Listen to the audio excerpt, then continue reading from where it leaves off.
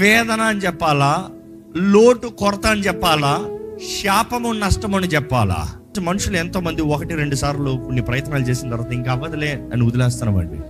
1-2 విషయాలు మనం ప్రార్థన చేసిన తర్వాత ఇంకా అవ్వదులే అని వదిలేస్తున్నామండి. నో బ్రేక్, అదే స్ట్రెస్డ్ లైఫ్. ఈరోజు చాలా మందికి స్ట్రెస్డ్ లైఫ్, ఒత్తిడి బ్రతుకండి. ఒత్తిడి, ఇంకెప్పుడు అవుతుందిరా ఈ బ్రతుకు, ఇంకెప్పుడు అవుతుంది ఈ అవమానం, ఇంకెప్పుడు అవుతుంది ఈ కర్మ, ఎప్పుడు అవుతుంది ఇది, ఏడ్చుకుంటా ఉంటారు చాలా మంది. చూడండి, ఒంటరిగా చేస్తుంది, ఒంటరి బ్రతుకు చేస్తుంది. అందుకని చాలా మంది చూడండి, పక్కన కూడా ఎవరిని పెట్టుకుంటానికి ఇష్టపడదు. నన్ను ఒంటరిగా వదిలే, లీవ్ మీ అలోన్. ఆ మాటకు అర్థం ఏంటి? నేను నీకు అర్థం కావట్లే, నువ్వు నాకు అర్థం కావట్లే, నా మనసు నువ్వు పక్కన ఎంత మాట్లాడినా నేను ఒక్కడిగానే ఉన్నా.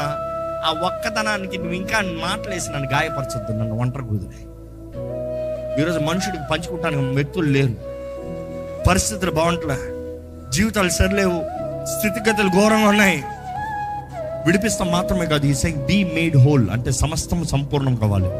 సంపూర్ణ శుద్ధి, సంపూర్ణ స్వస్థత, సంపూర్ణ ట్రాన్స్ఫర్మేషన్, మార్పు.